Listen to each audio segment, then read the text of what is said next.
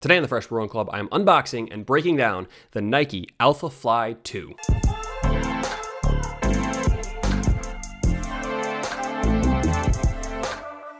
Welcome back to the Fresh Run Club. So I finally pulled the trigger on a pair of shoes that I have been eyeing for a while now, and that is the Nike Air Zoom Next Percent Alphafly 2. It is Nike's flagship, premier, cream of the crop running shoe, and I am going to try it out. But today's video, I'm just going to unbox it and break it down. The next video I'm going to go for a run and just see how they feel after my first run. But I really do want to note that my video is going to be focused on reviewing this shoe from the perspective of a decidedly average runner. So I got my PR in a marathon last year, and I ran in the Nike Invincibles, which I think is a perfectly good shoe for my pace. My PR, and I don't like to talk about my time, but for the sake of this video, I think it matters. My PR is just about 3 hours and 49 minutes. So not the fastest time in the world, but during the race, I noticed a ton of people wearing the Alphaflys and the Vaporflies, which are two of Nike's like carbon fiber plated shoes. And I just couldn't help but wonder, is it really worth it to purchase these shoes? Because they're not cheap. Is it going to help me? Is it good for runners who are running in that sort of 4-hour space? That's the question I want to answer. But first, I'm going to unbox this and break down what exactly this shoe is. So I got these on StockX. You can find all kinds of deals on the Alphaflys, on Vaporflies, on other Nike running shoes, on a ton of other different brands of running shoes. There's lots of good stuff on there. So unboxing this. First of all, it comes with this nice little drawstring bag. I can finally give back the Nike football bag that I borrowed from my college roommate. I will send that to you, Josh, in the mail. And then it has sort of this wax paper and then the actual shoes themselves. So I will quickly cut the tag off of these.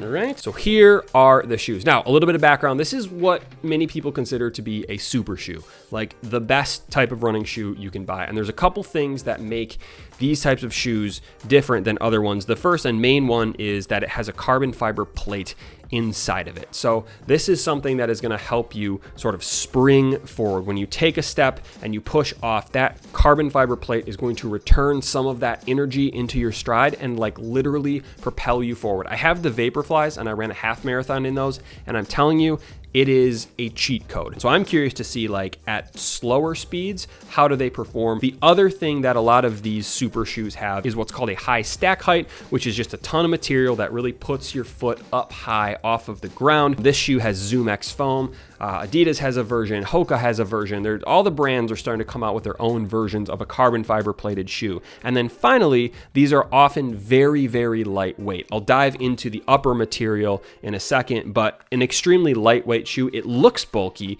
but it's actually very light. So let's start the breakdown. I'm gonna start from the bottom and work my way up. So we have the outsole. There's really 3 outsole rubber pieces. There's the 4-foot piece, which is the biggest, and then there are 2 pieces right here, which are the different color than the 4-foot outsole, but I think it's the same rubber material.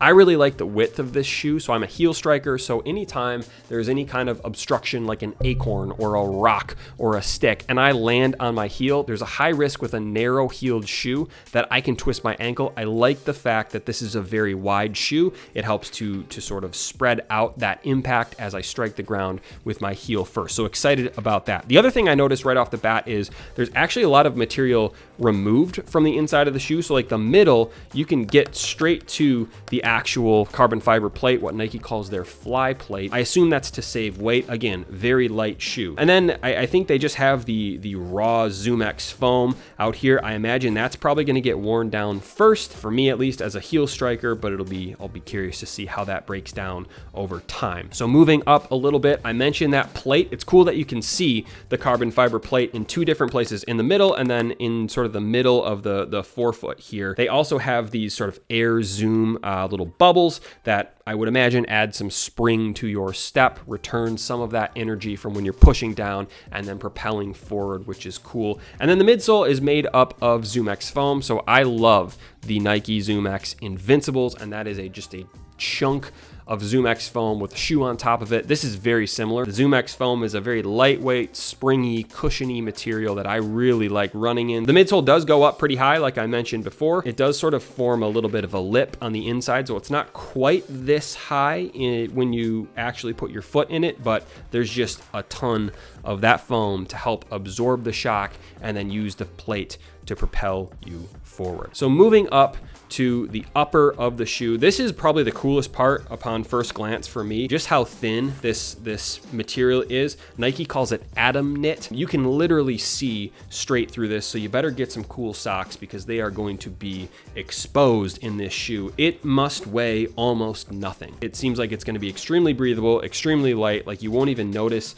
that it's on your foot, and that is for most of the upper. When you get back in the heel area, I think this is more of the traditional fly knit material, which I think is a good thing that it's a little more durable in the heel. But overall, the upper looks to be extremely light. And like I said, it's just a raw, like atom knit material. On the inside of the tongue, and technically there is no tongue. It's almost like a sock that goes around your foot. But on the inside of the tongue, I don't know if you can see this, there's like a ribbed sort of material to add a little bit of padding, maybe protect your foot from the actual laces. Speaking of the laces, kind of an interesting lace design. There's like little barbs on them almost that I would assume when you tie your shoes, they're more likely to stay tied when you're in the middle of the run, because if you're running as fast as you should in these shoes, stopping to tie your shoes is just completely unacceptable. So that's actually really cool. I do like that, even though I'm kind of making fun of it. On the back inside of the shoe, there's a little bit of padding in the heel, which is nice. Always love a good heel pad. The actual opening for the shoe is kind of stretchy, elasticy, which is good. It means it's going to lock around your foot. There is a little bit of a stiffer material in the heel there to add a little bit of, I assume, a little bit of support also,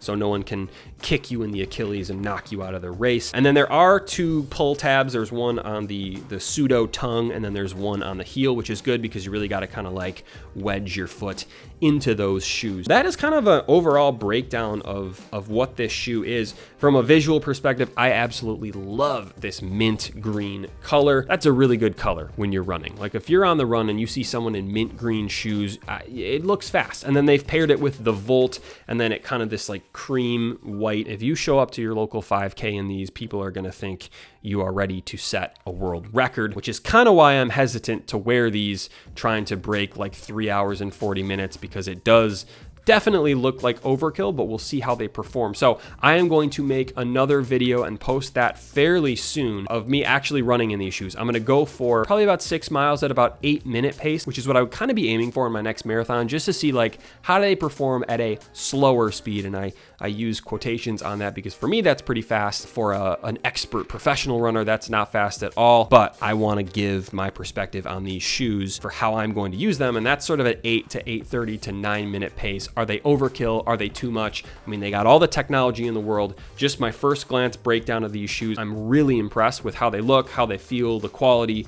It looks awesome. I'm really excited to run in these, but what really matters is how do they actually feel out on the run. So subscribe so you don't miss that video. But that is my breakdown for today. If you have any questions about this, let me know. Like I said, I'm gonna post a couple videos, mini videos about this. I'm gonna hopefully run a marathon in these. I'm gonna run a road race in these. I'll give a durability review over time as I just log more miles in this shoe. But let me know if you have any questions, comments, concerns, whatever in the comments. That is today's video.